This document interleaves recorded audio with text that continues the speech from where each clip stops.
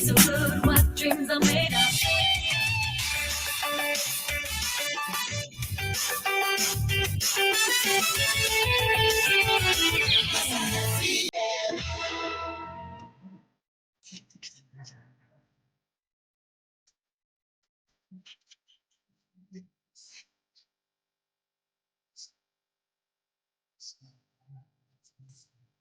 Eu também quero ver sempre no teu rosto essa felicidade.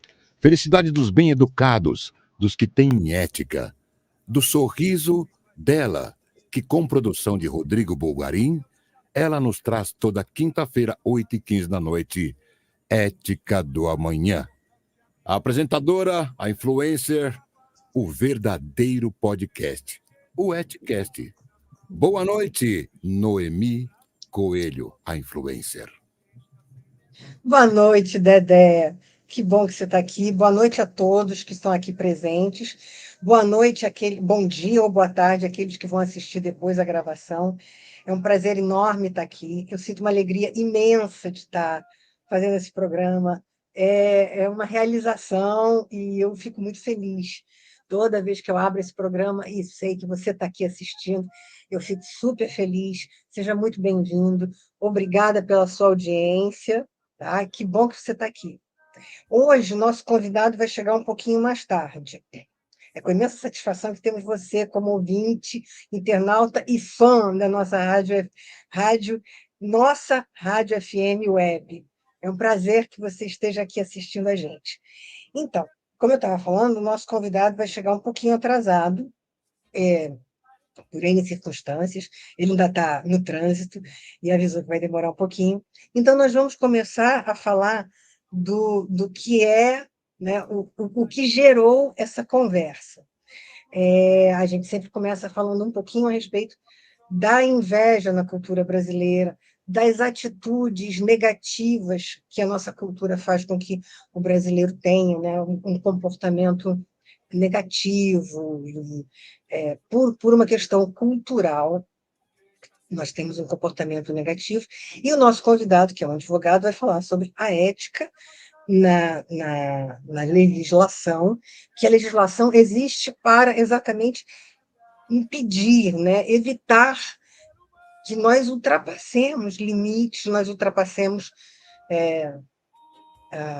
comportamentos que não são éticos, né? Que eles não possam perdurar, que eles não possam se estabelecer. A legislação é para que a gente proteja o cidadão de bem, proteja a justiça, a verdade. Então, como é que a gente... Por que a gente precisa, no Brasil, de uma legislação mais forte na questão da ética? Porque a gente tem uma cultura de inveja, né? E como que isso acontece nesses aspectos que demandam assistência jurídica, né? Quem inveja é quem é maledicente, é quem mente, faz fofoca, má fé, quem tem má fé. Tá? O Rabino Newton Bonder diz que o verdadeiro perverso, isso é uma definição do Rabino Newton Bonder, né? Que o verdadeiro perverso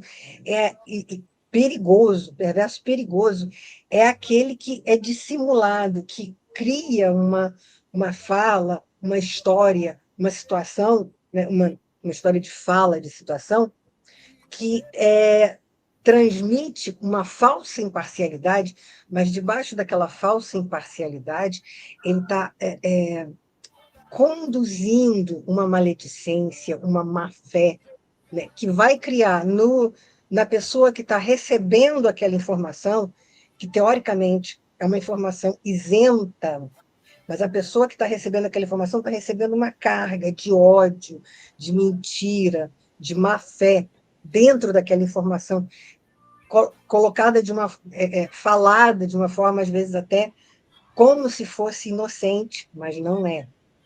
Tá? Então, eu vou ler, porque essa é a definição do perverso, que o Rabino Newton Bonder dá. O perverso, perigoso, dissimula seus interesses com uma falsa imparcialidade. passa adiante fatos que deixa para seus ouvintes julgarem, sem aparentemente ter qualquer interesse no que informa, mas sua intenção é a transmissão de ódio, do mal, não importa se a informação é verdadeira ou falsa, de elogio ou de censura. A intriga, a calúnia, a fofoca não está no que é dito, mas como é dito. A capacidade de transferir ódio da calúnia, da desqualificação, são impressionantes. O ouvinte acredita que é sua opinião, o julgamento que já vem implícito na informação. Isso é Rabino Milton Bonder que escreveu. E agora, gente, o que é a má-fé, a mentira e a má-fé? Mentir é quando a gente fala alguma coisa que nós sabemos que não é verdade. Nós mentimos quando a gente passa uma informação que passa alguém alguma informação que eu sei que não é verdade. Então eu estou mentindo para outra pessoa. Mas a má-fé, ela é quando eu minto para mim.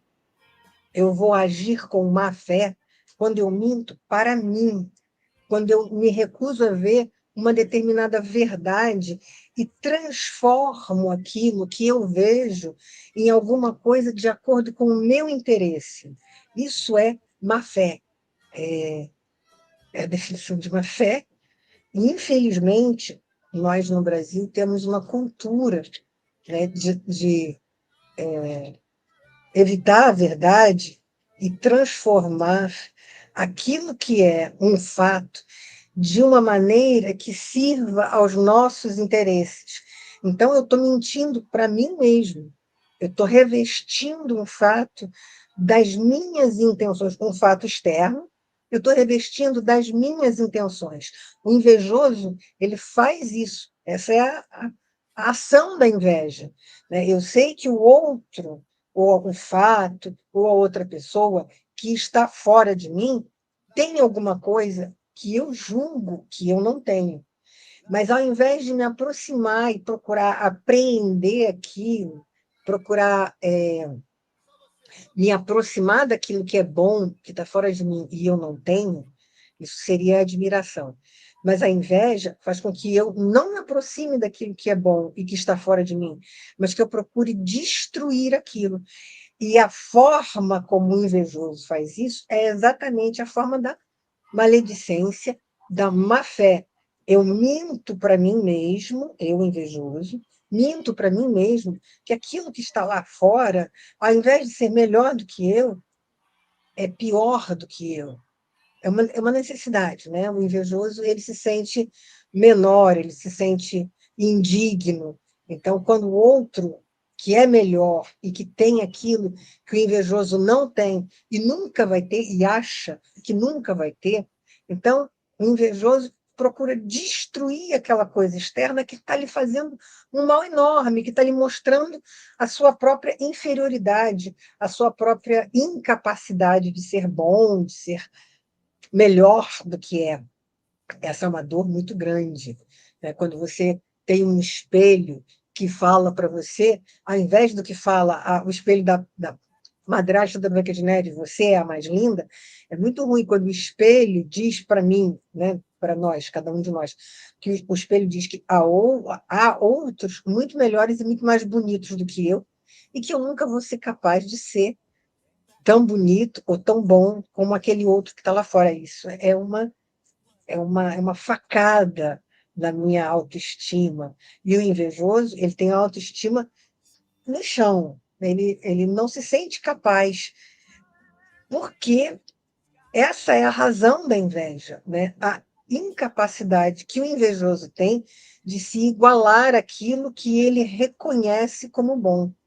E por causa dessa incapacidade, ele vai e procura destruir aquilo que ele acha que é melhor.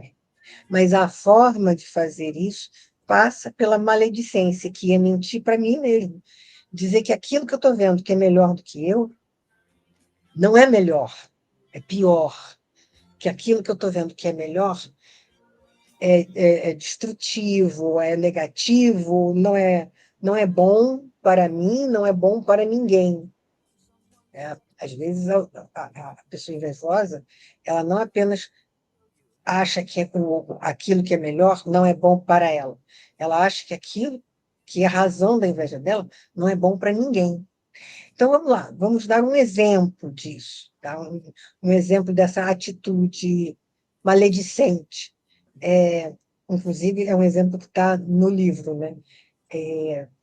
Por exemplo, quando a judoca Rafaela ela esteve nas competições ah, de um campeonato mundial vários anos atrás, ela foi desclassificada porque ela estava usando um golpe que ainda não era permitido.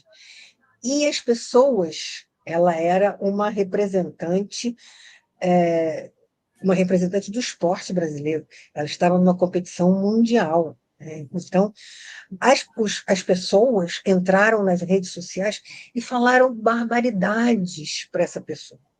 Falaram barbaridades, né? Foi uma ação incrivelmente destrutiva que o povo brasileiro teve, né? Várias pessoas, muitas, entraram nas redes sociais falando horrores, coisas muito feias a respeito da pessoa, de forma racista, de forma preconceituosa, destrutiva, desqualificando uma, uma, uma, uma, é, é, uma esportista nacional que estava representando o Brasil fora daqui.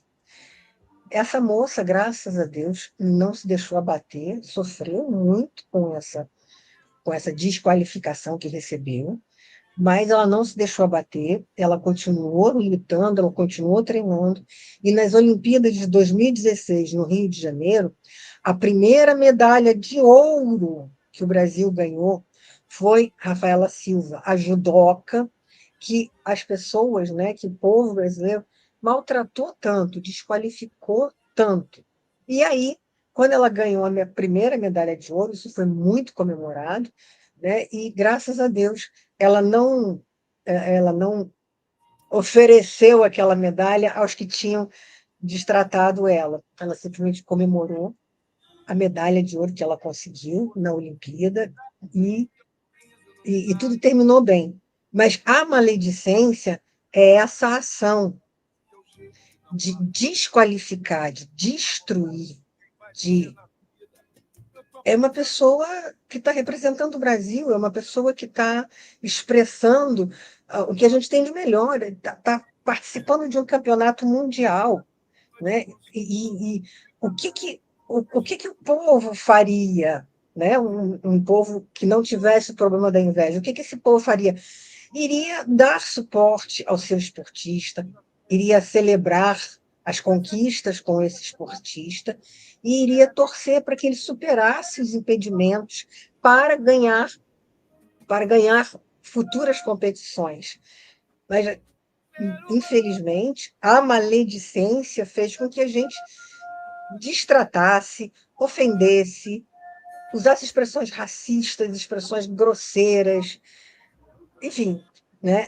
Então, nós fizemos o quê? Nós mentimos para nós mesmos a respeito da capacidade da pessoa, da capacidade da atleta de fazer o que fosse melhor.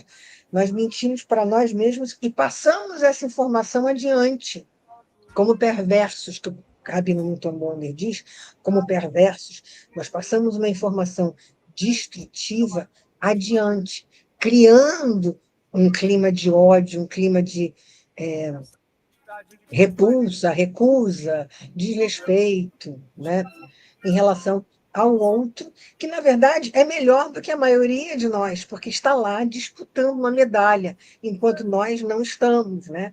Essa pessoa que está lá disputando uma medalha é alguém que treinou, se esforçou, se superou, e está no campeonato mundial, junto com outros representantes de outros países, ou seja, é uma elite que está ali. Né? E não adianta.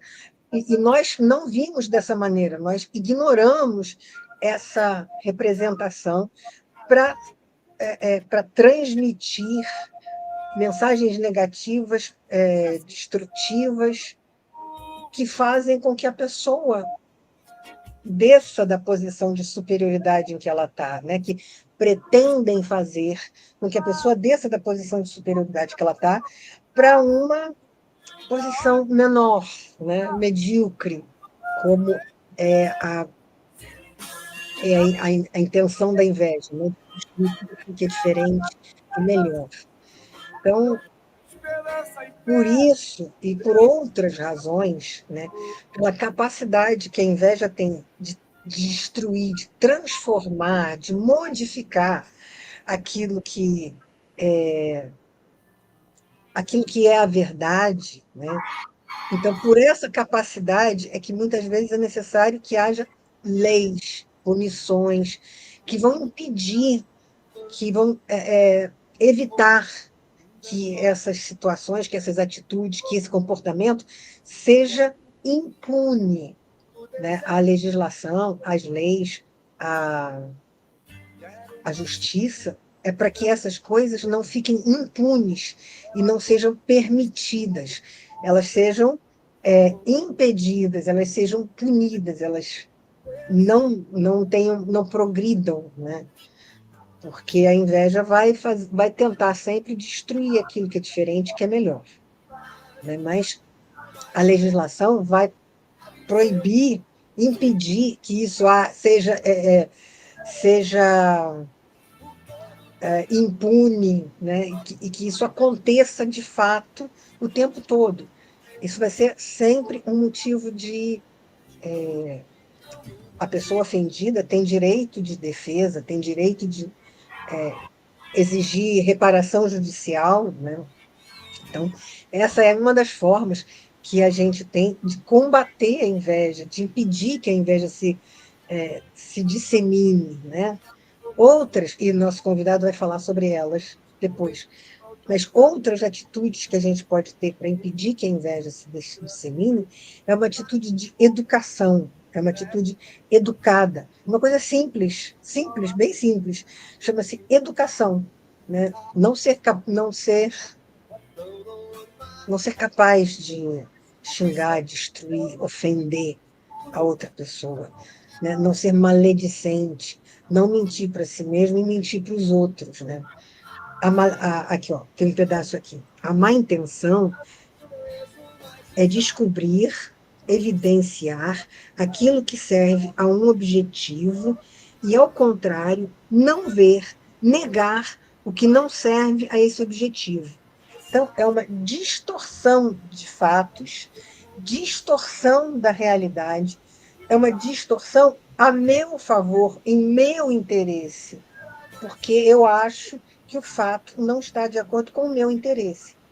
Então, se alguém tem uma atitude melhor do que a minha, a maledicência vai fazer com que eu distorça aquela atitude, né?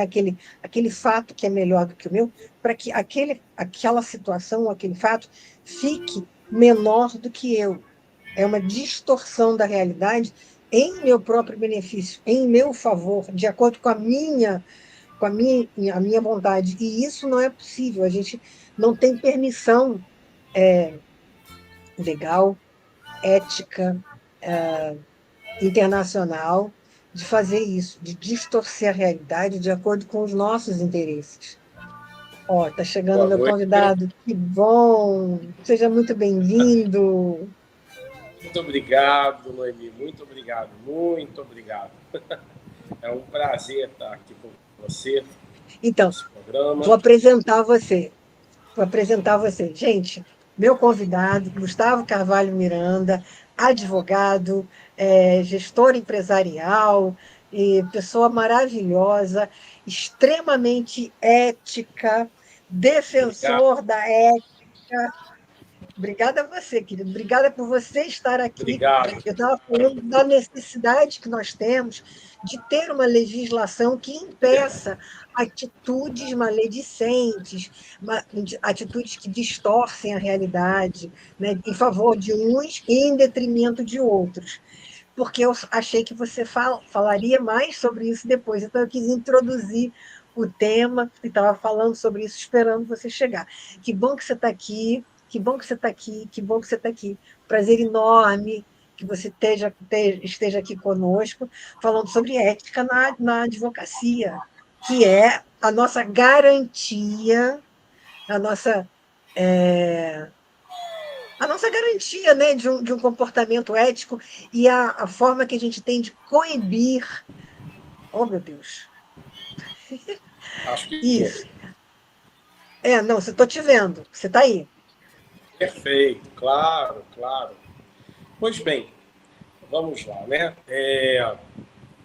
Quando se fala de ética na advocacia, você fala, antes de tudo, do seguinte aspecto.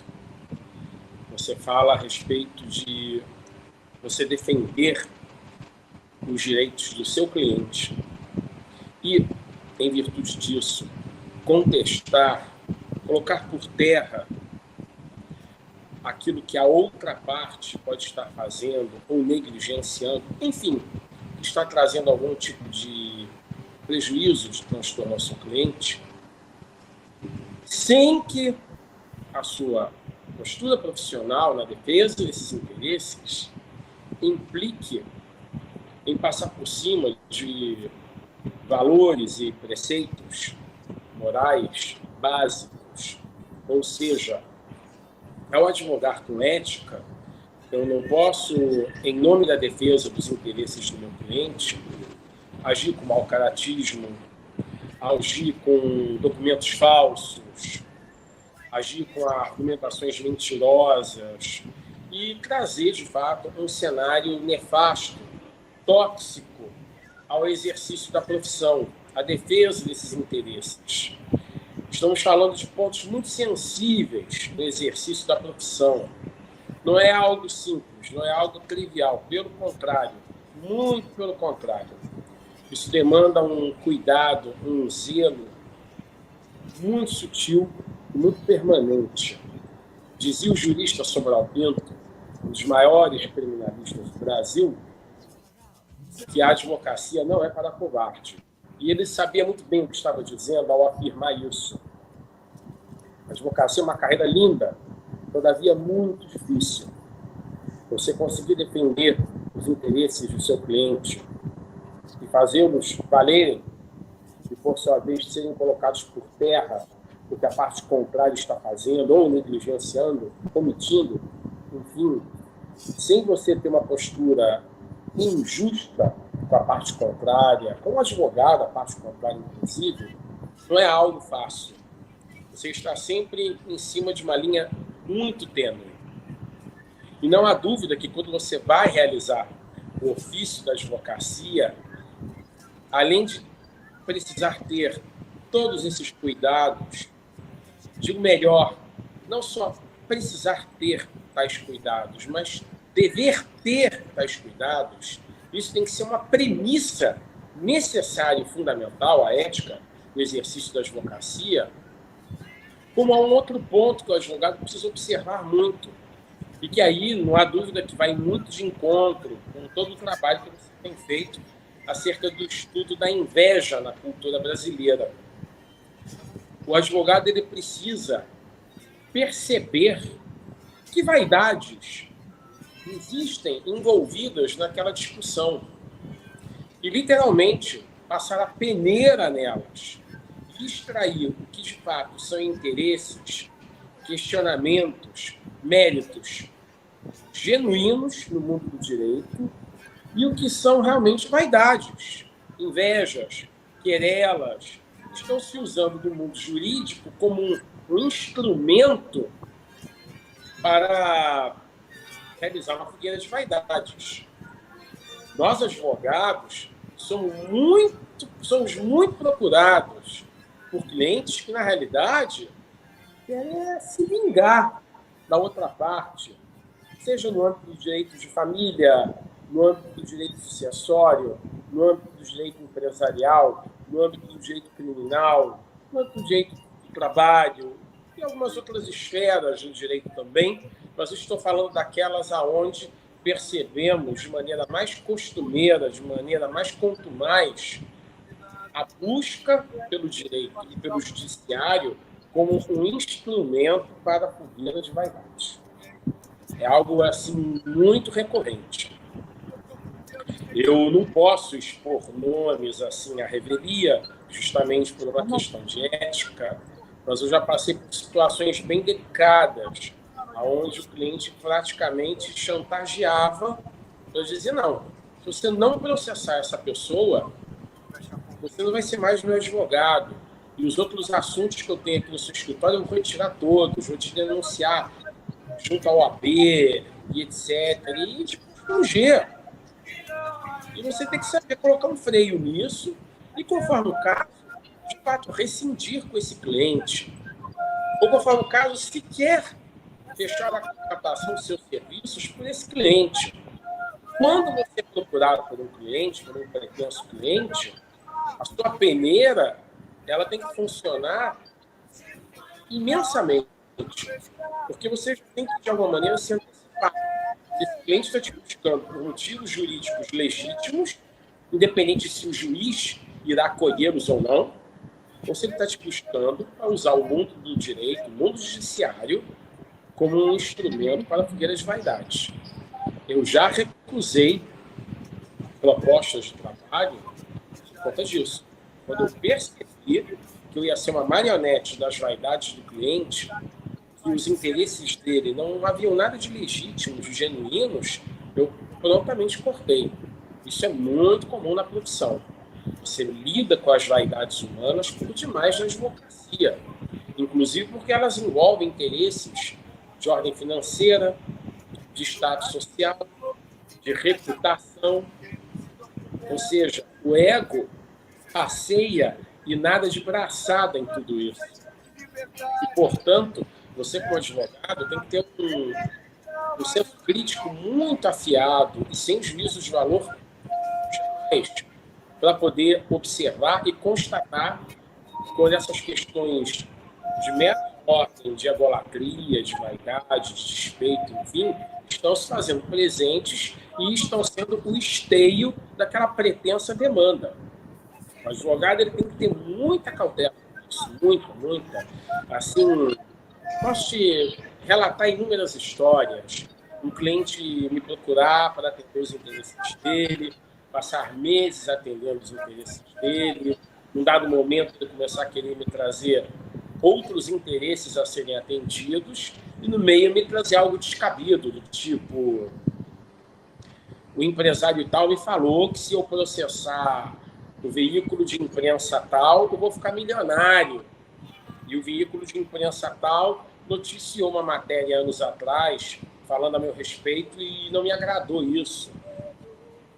Eu vou ganhar R$1 milhão com isso. E você chegar e falar, é mesmo? Esse veículo de imprensa noticiou uma matéria sobre você que te caluniou, te difamou. Você pode me trazer esse conteúdo, esse arquivo, enfim, para a gente analisar.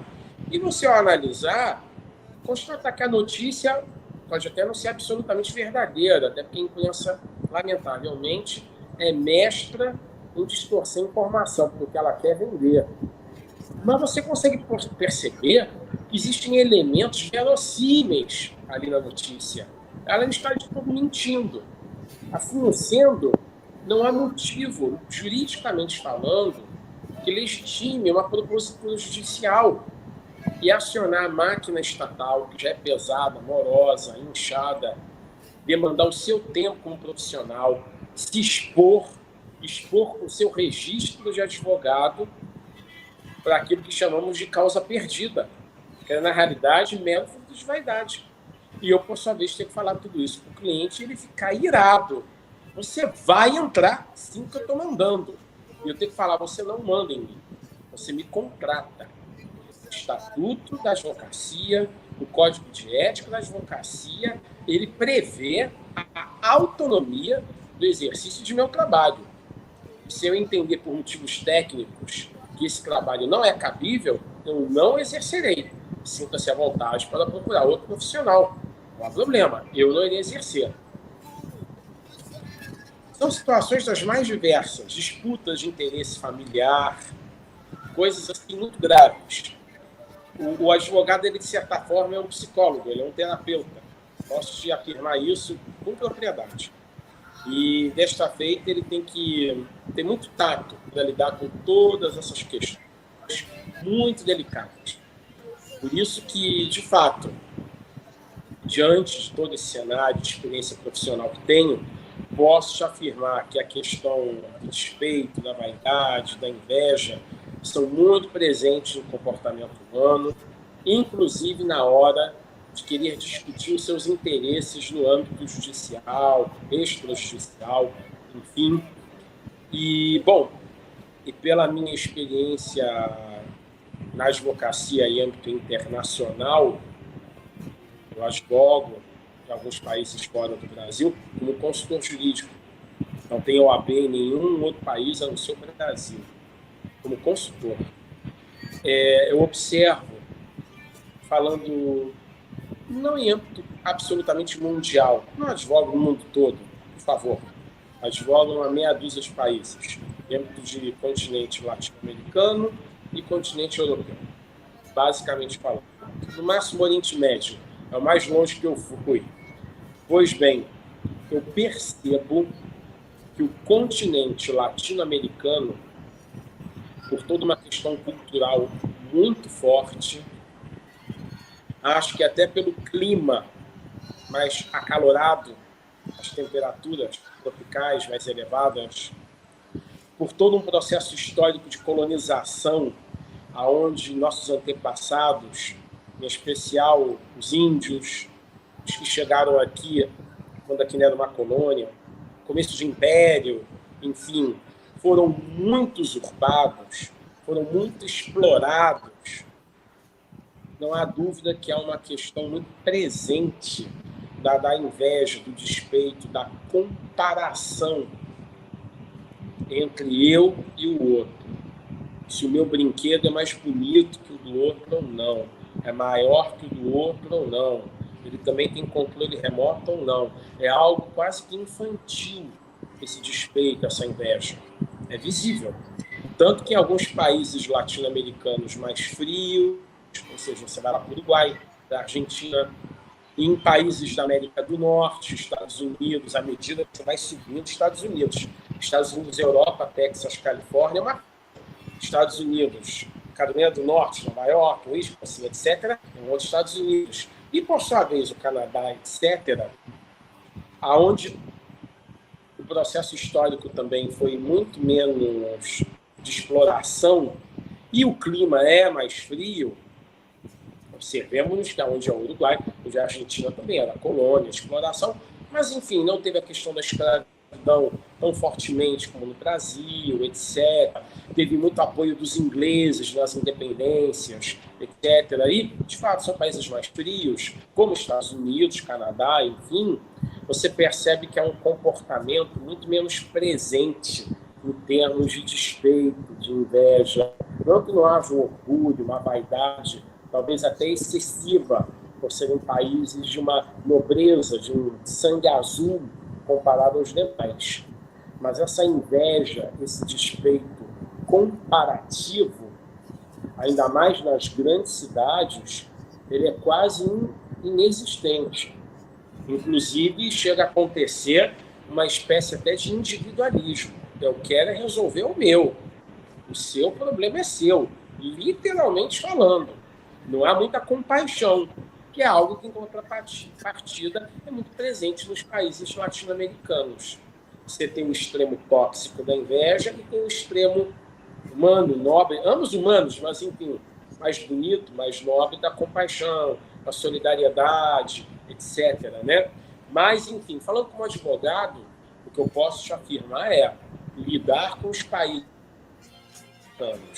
em âmbito de Europa, lidar com os países mais mediterrâneos é muito mais trabalhoso do que lidar com os países da América do Norte e o país da Europa meridional para cima, onde o clima e o processo histórico é outro e, consequentemente, não há essa comparação constante se o brinquedo dele é mais bonito que o meu ou não. O meu brinquedo que eu X da questão e que tem que funcionar, que tem que resolver. É isso, acabou. E claro que isso torna o exercício da profissão do advogado menos cansativo, psicologicamente falando. Você não precisa ser tão psicólogo. Se, por um lado, eles têm um imediatismo, um pragmatismo que não contempla o chamado jogo de cintura, e lidar com isso não é fácil, por outro lado, você não precisa ser tão terapeuta, não precisa ser tão adivinho, quase que um cartomante, para compreender essas entrelinhas humanas tão complexas. E com isso o trabalho flui mais rápido, resolve mais rápido, é mais objetivo o mérito da questão. No bom português, perde-se menos tempo.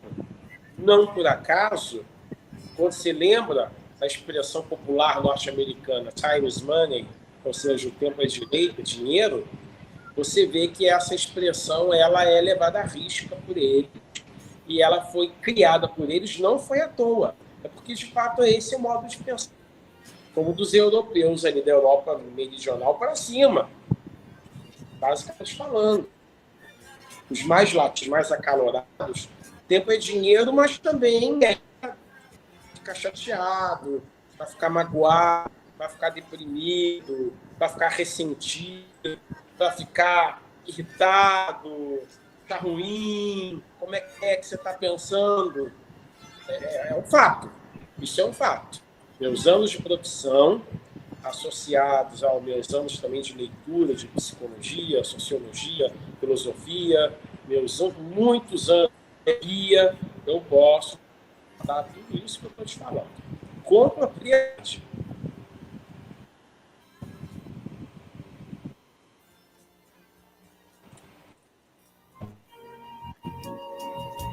Gustavo, acho que o Gustavo congelou, gente. Vou aproveitar, enquanto ele está congelado, eu vou agradecer a presença do Rafael, que está aqui, e vou agradecer a presença do Wagner, que também está aqui, parabenizando a gente pelo programa. Muito obrigada, Wagner, muito obrigada, Rafael. Rafael, inclusive, está lá na Europa. Wagner está aqui no Rio, mas Rafael está lá na Europa, na Espanha. Ou nos Estados Unidos, depende de quanto ele viajou, não. Ele mora na Espanha, ele estava nos Estados Unidos, está aqui prestigiando a gente. Muito obrigada, Rafael. Que bom que você está aqui. E parabéns, muito obrigada e parabéns a todos aqueles que estão ouvindo a gente e aprendendo tanto com o doutor Gustavo. Está falando coisas tão bonitas, né? Coisas tão importantes para nós. Gustavo, vou só perguntar mais uma coisa. Obrigada a você por falar com tanta propriedade a respeito da ética no exercício da profissão de advogado. Você tem um exemplo que você possa nos dar sobre como a justiça protege o cidadão, né? A pessoa normal? Como a justiça protege a pessoa normal dessas intenções negativas, dessa parte da inveja, dessa parte da... Não, tem que virar isso. Pode falar, desculpa. Então, Pode falar. a minha pergunta é: como que a justiça se prepara? Como que a justiça legisla, né? Ou coloca a legislação? Estou perguntando como leiga, mas eu imagino que a justiça tenha premissas de proteção do inocente, de proteção das pessoas contra essas atitudes invejosas, destrutivas, vingativas. Olha, Você pode falar sobre isso um pouquinho? Claro que ela tem ferramentas para isso, não há dúvida que ela tem ferramentas. Ela não está, digamos assim, indiferente às vaidades alheias, pelo contrário. Alguns dos mecanismos que temos, juridicamente falando, e que aí sim o Poder Judiciário lança a mão, são alguns componentes do Código de Processo Civil, que prevêem a chamada litigância de má-fé, medida de caráter protelatório, crime movido por torpe, por aí vai.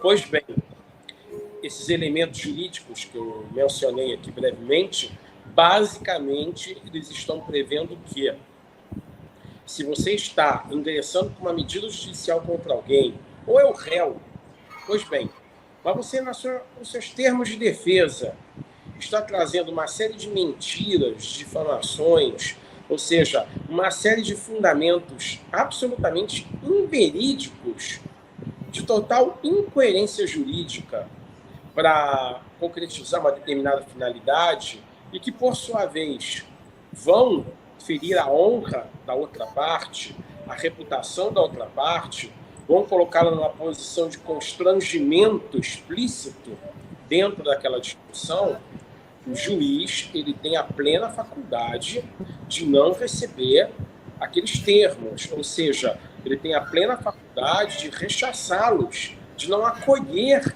aquela defesa, comprovando que ela se trata de uma litigância de má-fé e condenar a parte em sede de sentença por isso, com multa pecuniária, inclusive, ou seja, multa em dinheiro. Ela é condenada e multada. Do mesmo modo que a medida protelatória, que pode ser fruto, claro, de vaidades, invejas, ou seja, ele ganhou a causa, eu vou ter que pagar essa quantia que eu devo a ele, pois bem, mas eu não quero pagar nada, eu quero mais que ele se estrepe. Ele não vai ficar por cima nunca nessa história. Ele vai se ver comigo. Ele pode ter ganhado uma sentença maravilhosa, mas ele não vai ver esse dinheiro de jeito nenhum. Coisa que valha. Vou, então, protelar de todas as formas esse pagamento. Vou entrar com todos os recursos possíveis. Vou embargar de todas as formas. Vou entrar com pedido de reconsideração de todas as formas. O juiz, ele também é amparado pelo Código de Processo Civil para constatar que o advogado, em nome do seu cliente, enfim, está adotando medidas protelatórias, ou seja, ele está só postergando o cumprimento daquela sentença. Eu dei um exemplo bem prático aqui, que seria pagar uma quantia que você está devendo. A dívida de um aluguel, a dívida de uma nota promissória, de uma indenização, coisa que seja. O juiz, ele tem esse amparo legal para poder constatar que se trata de uma medida protelatória e, assim sendo, não acolhê-la, rechaçá-la, negar provimento e decretar que a pessoa tem um prazo de 5 dias úteis a contar da intimação, etc., para cumprir com os termos da decisão, sob pena de penhora, multa, etc., etc. Ou seja, a legislação, quando ela foi desenhada, vamos dizer assim, e eu não falo apenas em âmbito de Brasil, isso cabe às legislações de quase o mundo todo, que tem inspirações muito comuns, que é a legislação alemã, francesa, os países anglo-saxônicos, a legislação inglesa, de maneira que elas se assemelham um tanto quanto em alguns aspectos, elas já são preparadas para poderem se posicionar diante dessas circunstâncias, aonde uma pessoa, movida por inveja, por despeito, por vaidade, por sentimento de vingança, quer lançar mão do judiciário como um instrumento, como um joguete. Ou seja, o judiciário ele não está desprotegido para lidar com isso. O judiciário ele tem ferramentas legais para se defender disso. Olha só, você buscar o judiciário para se defender e o próprio judiciário ter que se defender. É uma loucura, né? Mas é a verdade. Isso tudo é fruto da complexa natureza humana. E, portanto, o judiciário ele está preparado para isso. Ele não está exposto ao tempo, ao frio, ao sol, nesse sentido. Muito pelo contrário. E aí, claro, quando você fala no âmbito do direito penal, ele, do mesmo modo, não só abraça o Código de Processo Civil quanto aos ritos, aos trâmites, enfim, aos prazos, mas ele também tem uma legislação muito própria quanto a qualificar, a tipificar os crimes. Se ele for movido por um motivo torpe, que seria uma vaidade, um ciúmes, se ele for movido por forte emoção, num momento de raiva extrema, numa forte discussão. Se for um crime que fere a honra da pessoa, que é a calúnia, a difamação, a injúria, eles Meu têm querido, agravantes. me dá só um minutinho. Vou interromper você só um instantinho, porque eu tenho combinado com o estúdio de que quando o relógio toca, eu tenho que chamar o Sem estúdio. problema. Um minuto. Tranquilo. Dedé, Dedé, o relógio tocou, Dedé, tá contigo, estúdio. Then the loud sound it seemed to fade, came back like a slow voice on a wave of fate. Estamos apresentando Ética do Amanhã. Todas as quintas-feiras, a partir das 8h15 da noite, aqui na minha, na sua, na nossa FM, Rádio e TV Web. A transmissão é simultânea para o nosso site nossafm.net. Também estamos no Rio Grande do Norte, na cidade de Barcelona, na Formigão FM. Na Bahia, Itororó, Itanhandu, Ilhéus, Salvador, Lauro de Freitas e Porto Seguro. Também em Barreiras, Vitória da Conquista e Itabuna. Em Pernambuco, Jericoacoara, Ceará, Pernambuco, nossa, que confusão. Em Pernambuco é Recife, Olinda, Jaboatão, na Três Carneiros FM. Agora sim, no Ceará, Fortaleza, Jericoacoara e Cruz. Em Minas Gerais, Belo Horizonte, Uberaba, Uberlândia, Ipatinga, Monte Carmelo, Norte de Minas, na TV Contagem e na JF-FM em Juiz de Fora, além de Betim e Poços de Caldas. Em São Paulo, na Digital Samba, em Osasco, e na Unifaté, em São José dos Campos. No Rio de Janeiro, Rádio Coisa Nossa e Portal de Notícias. Ele caiu, mas ele volta. Paraná, Cascavel e Curitiba. Internet, né? Santa Catarina, Florianópolis, Blumenau e Laguna. Rio Grande do Sul, estamos em Porto Alegre. Campo Grande, Mato Grosso do Sul, Cuiabá, em Mato Grosso, além de Acre, Rondônia, Porto Velho, Tocantins, Goiás, Goiânia. Pelo Twitch, plataforma internacional, Alemanha, Bonn e Colônia, Itália, Engateu, Espanha, Madrid, Japão, Osaka, Irlanda, Inglaterra, Doha e Catar. Esse é o verdadeiro podcast, é o Eticast. Você não se esqueça de entrar no YouTube Nossa FM Web, fazer a sua inscrição, dar um like de positivo e também acionar o sininho. Assim é a nossa, nem minha, nem sua, Nossa FM, Rádio e TV Web. Que programa maravilhoso, hein? É com você, Noemi Coelho. Obrigada, Dedé. Obrigada pela presença aqui, né, dando todas essas informações para a gente. Querido Gustavo, que exposição maravilhosa. Você estava falando agora, antes, quando eu te interrompi, você estava falando da questão do Código Penal, né? Exatamente. Vamos lá. Eu estava mencionando que o Código Penal brasileiro, e como de outros países também, ele tem as suas hipóteses que envolvem os crimes, onde, em termos práticos, você pratica aquele crime, você é movido a praticar aquele crime por vaidades, por fortes emoções, por grandes devaneios, e bem como os crimes onde justamente a honra, a reputação, a moral da vítima é atingida seriamente. Esses crimes, os chamados crimes movidos por motivo torpe, movidos por forte emoção, os crimes contra a honra, eles todos são instrumentos jurídicos que prevêem essas hipóteses, aonde a pessoa, movida por uma grande vaidade, ela pratica aquela agressão, aquela violência, aquele delito, e do mesmo modo, a prática que ela tenha realizado, de que ordem for, tinha a finalidade de ferir a honra do outro.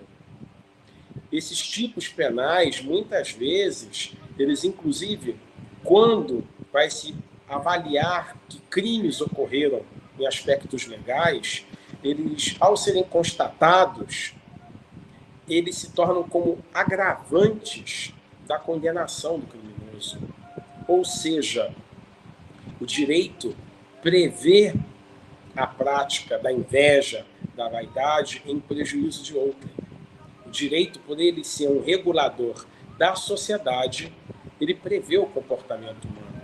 Assim sendo, a advocacia, ao cuidar dos interesses de um cliente, da defesa dos interesses de um cliente, ela está municiada desses elementos. E, do mesmo modo, o judiciário também. E se você, por conta própria, não os movimentar, e o judiciário, entretanto, constatar tais elementos dentro daquele ensejo, daquela demanda judicial, o judiciário irá se manifestar nesse sentido. O Ministério Público irá se manifestar nesse Ministério sentido. Público. Assim Ministério sendo, precisamos estar cientes como cidadãos, já que, de modo geral, as pessoas não são formadas em direito, são leigas, e é de se entender que elas não entendam patavinas do tema, não têm nem a obrigação de entender, mas, enfim, como leigas, é importante elas estarem cientes, que o judiciário, que a legislação, falando sem idealizar, pois sabemos que o judiciário é moroso, que há muito jogo de poder, etc., etc. Mas o fato é que o judiciário e a legislação está à disposição do cidadão. Está à disposição para defender os interesses de um cidadão. Quanto à sua honra ferida, quanto a uma situação que, movida por inveja, por vaidade, por despeito, tentam se utilizar da legislação do judiciário para te atingir, te obstacular a todo custo, e por aí vai.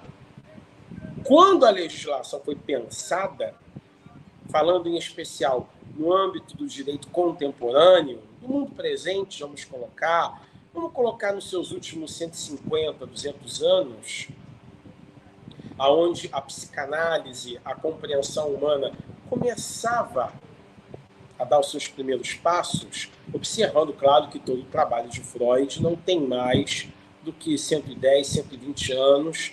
Freud faz todas as suas constatações quando já era um homem adulto, com mais de 40 anos de idade, já virando século. É tudo muito recente. Mas, de toda forma, mesmo antes do surgimento da psicanálise propriamente dita, já havia todo um estudo muito profundo da filosofia, do que viria a se tornar a sociologia, que municiava os juristas, os pensadores, o suficiente para eles entenderem que as novas legislações que precisavam ser constituídas para permear o comportamento e o funcionamento da sociedade precisavam, sim, levar em conta não o juízo de valor propriamente dito, pois não cabe à legislação nem à justiça julgar moralmente alguém, mas que um juízo de um comportamento minimamente balizado em preceitos morais, aonde o que há de prevalecer tem que ser dentro de uma pauta ética, deve existir na legislação. Não podemos depender tão somente da sensibilidade e condescendência de um juízo para se convictar desses preceitos e emitir um julgamento que será de fato justo, que irá tirar a limpo a postura de um invejoso que cobra uma dívida que não existe, aquele réu e por aí vai. Há necessidade de haver uma codificação legal que municie a advocacia e o judiciário e o Ministério Público para tal. Assim sendo, ao estudar o direito, a advocacia, você se dá conta que a legislação ela pode ter muitos defeitos, claro, mas ela, literalmente falando, ela foi feita para homens, ou seja, ela foi feita para seres humanos. Ela não foi feita para robôs. Tanto que agora, com o advento da inteligência artificial, é fundamental que se construam novas legislações adequadas a esse novo cenário. Porque a inteligência artificial, pelo menos até um dado momento, ela não será eivada de emoções e, portanto, ela não irá agir por maldade, por vaidade, por despeito, por inveja. Mas ela pode ser usada. ela Sem pode ser dúvida, usada sem para dúvida, mal, sem dúvida. fins nefastos, Sem né? dúvida. Tanto que no meu doutorado agora, eu estava lá em Buenos Aires, né, que eu fiquei um mês lá, tanto que a nossa live ficou agendada agora para fevereiro justamente por isso. Discutimos amplamente a questão da inteligência artificial e o recepcionamento dela pelo mundo jurídico. É uma discussão profunda. E esse mérito foi amplamente discutido no doutorado. Não por acaso, o meu tema de doutorado, que eu estava um pouco em dúvida e tudo mais, eu já o defini, eu já convidei um orientador para tal, um especialista no tema, aceitou o meu convite e tudo mais, que vai ser um estudo comparado entre o direito brasileiro e argentino no âmbito do direito na inteligência artificial, mais exatamente a respeito de como fica a responsabilidade civil no âmbito da inteligência artificial. Ou seja, quem que responde pelo funcionamento da máquina, vamos dizer assim, pelo uso da máquina, que causa prejuízo em outrem? E quem vai responder? É um ser humano, o inventor, o dono da patente, a empresa que fabrica, quem comprou a máquina? E como avaliar isso? Que ela teve um defeito meramente de fabricação ou que ela teve um defeito porque o dono dela manipulou para ela ter uma postura prejudicial aos outros? Uma discussão profunda, de ordem muito humanista, muito psicanalítica, muito filosófica. Filosofia do direito nada esbraçada em tudo isso. Não por acaso, a filosofia do direito existe há alguns séculos, justamente para preparar a legislação para abraçar o comportamento humano, naquilo que o comportamento humano necessita de amparo e naquilo que o humano necessita de freio. Basicamente é isso. Ou seja, falar sobre direito e ética é uma discussão interminável e não por acaso desdobrar isso para a discussão da inveja, do despeito e os seus reflexos no mundo jurídico, na vida jurídica e na tramitação judicial. É uma discussão de horas também, é um tema muito profundo. Isso. Que coisa linda, Gustavo, nossa, que quantidade imensa de informações importantes. Talvez para você isso seja muito simples, porque é o seu cotidiano, mas para mim, como pessoa leiga, é fascinante, né, essa avaliação ética do direito, né, porque quanta coisa importante você está falando, né? Que o direito se protege, o direito também tem direito de se proteger do mau uso, que tem o Ministério Público, que tem a essência enfim, a ética que está na Constituição do direito, né? Que é feito dessa maneira para que ele não que a balança da justiça seja equânime, não penda nem para lá nem para cá. Que coisa mais bonita que você está falando para a gente. Poxa, muito obrigada, querido. Muito obrigada mesmo. Por isso, A gente. imagina, um prazer. Sim. Inclusive, Desculpa, repete. só para concluir. Não, imagina, eu digo assim que é um prazer e, por sua vez, só para concluir, trago aqui a velha expressão jurídica que diz que a justiça é cega, não é? O símbolo do direito é a deusa Artemis, né? A deusa da justiça, com a venda nos olhos e a balança e a espada. Ou seja, ela vai pesar quem está certo, quem está errado. Quem está errado, ela vai ceifar, mas sem saber se é bonito ou feio, se é um estranho ou um amigo querido. Por isso que a justiça é cega, porque ela tem o papel de não se deixar contaminar pelas vaidades, pelas invejas, pelo despeito. Pelo contrário, é papel dela ceifar isso na hora de analisar, de avaliar os atos, os fatos jurídicos e chegar a um juízo de valor concreto. Obrigada, meu primo, vou falar a verdade, né? Obrigada, meu primo, que coisa mais legal, que palestra incrível. Olha, a gente tem que terminar, porque já estamos no horário, né? Que é 21h15. Mas eu quero te chamar para voltar aqui e falar de novo. Vamos combinar isso, porque, cara, foi uma aula deliciosa. Eu amei de paixão. Muito Obrigado, obrigada, de verdade, obrigado, de obrigado. verdade, de verdade, verdade, verdade mesmo. Foi super, super, super bom. Muito obrigada. Obrigado, Meu Noemi. primo, vou Muito pedir para obrigado. você se despedir, porque a gente vai ter que encerrar, mas olha, adorei, quero Imagina, mais. agradeço muito ao seu convite, agradeço ao nosso radialista Dedé Araújo, conduzindo impecavelmente aqui os trâmites da locução do programa. Peço desculpas a pequenos problemas técnicos decorrentes da minha imperícia no uso do instrumento do rádio, da locução. Muito obrigado, muito obrigado, prima. Foi um prazer tremendo, por isso até que eu pedi para aguardar o meu regresso, porque eu queria participar desse debate com tranquilidade, com informações muito atualizadas. Eu sabia que o que me esperava lá no doutorado era um conteúdo muito atual que eu poderia trazer aqui para a entrevista. Queria fazer realmente isso com muita dedicação, com muito carinho. Muito obrigado, muito obrigado. Obrigada a você, muito obrigada mesmo. Obrigada, Dedé, obrigada à nossa audiência, Rafael, Wagner, obrigada a todos que estão assistindo a gente agora, no As futuro. Muito obrigada, é um prazer enorme.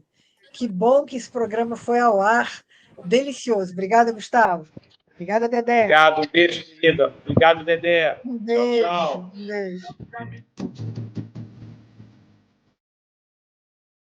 E assim terminamos mais esta edição do verdadeiro podcast Wetcast. Hoje com o professor, muito obrigado, advogado, que você tão sabiamente o convida. Primo, não importa que é primo, o importante é que tem conteúdo maravilhoso. Muito obrigado a vocês, ouvintes, internautas, fãs, amigos, colaboradores e telespectadores. Na próxima quinta-feira que vem, tem mais. Depois do carnaval, tá todo mundo mais tranquilo, mas às 8h15 da noite, ela, Noemi Coelho, com produção de Rodrigo Bulgarim, Eticast, a ética do amanhã. Tchau. Fique agora com o programa da Bispa Silvana Bidô, Alimento da Noite, na minha, na sua, na nossa FM, Rádio e TV Web. Tchau, queridos brasileiros.